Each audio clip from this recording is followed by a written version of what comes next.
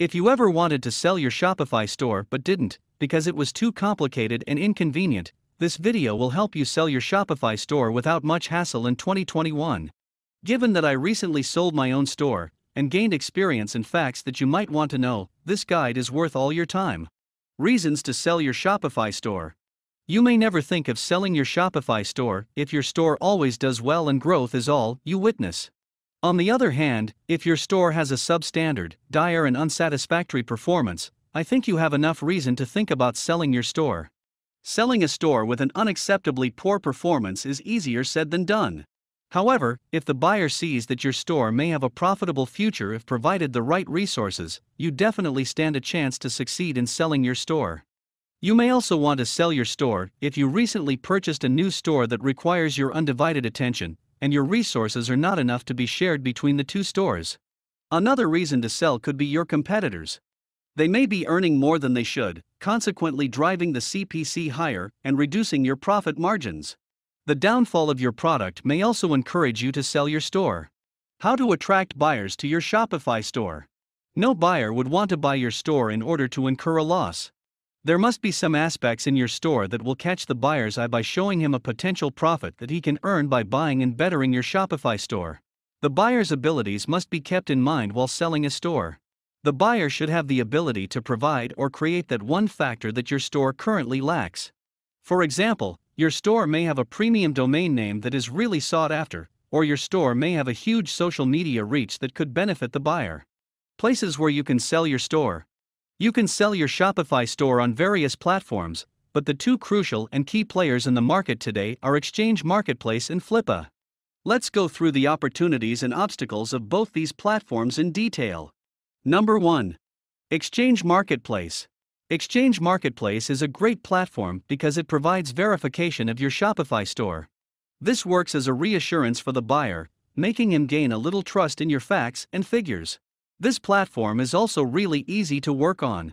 You just have to download the app and provide minor details, and everything else is automatically filled in from your Shopify store. However, like everything else, this platform too has some liabilities. When I was trying to sell my store here, it was listed here for more than a month. Although there were no charges, it was still almost useless. There were very few interested buyers I could see, and some were even scammers. Number 2. Flippa. Based on personal experience, I would prefer selling on Flippa than Exchange Marketplace. Flippa has a wider range of audiences and potential buyers, and the response is also faster. Although it charges a listing fee of $15, the credibility and quantity of buyers make it worth the price. How to know the value of your store. Both Exchange Marketplace and Flippa can be used to evaluate the value of your store. According to Exchange Marketplace, your store's value can be about 10 to 24 times its average earnings. But when you are actually in the process of selling your store, it shows the buyer's bid to be a good value for your store. Flippa's calculation method is a little different though. It takes all the information about your store and evaluates accordingly. You must note that the values predicted by these platforms are just a rough estimate of the store's value. Ultimately, it is your choice as to how much you want to sell your store for. How to list your store. Since you have a better chance at selling your store on Flippa, let's talk about how you can list your store there. Firstly, Flippa asks certain questions about your store's basic information like target audience, revenue, etc. Then it gives you the following two options to list your store. Number 1. Classified listing. A classified listing is one where you put forward your asking price and wait for buyers to contact you. The downside of this is that you will probably not gain as much interest, since this type of listing indicates that there is no urgency. Number 2. Auction. You can put your store up for auction for a maximum of 30 days. After that, you can shift to a classified listing, thus not losing your $15. An auction requires you to set a starting price and a reserve. To attract buyers from day one, you can list your store for as low as $1. Points to remember while writing up a listing. You are an important part of your business. Mention all the necessary factors that are prompting you to sell the store. Give an outline of your values and what prospects of your business they signify. Do not forget to mention all the necessary details about your business engagingly.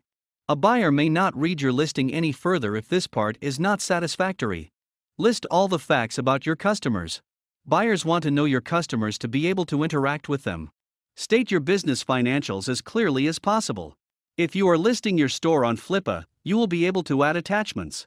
You can use this feature in your favor to prevent a lot of unnecessary questions in the future.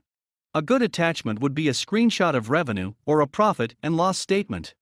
Things to beware of. Whichever platform you list your store on, you become vulnerable to tire kickers and imitators. Tire kickers are those buyers who are just playing around and do not actually want to buy your store, while imitators are those who do not want to buy but copy your store. If you can identify and not entertain these two, you should be good to go.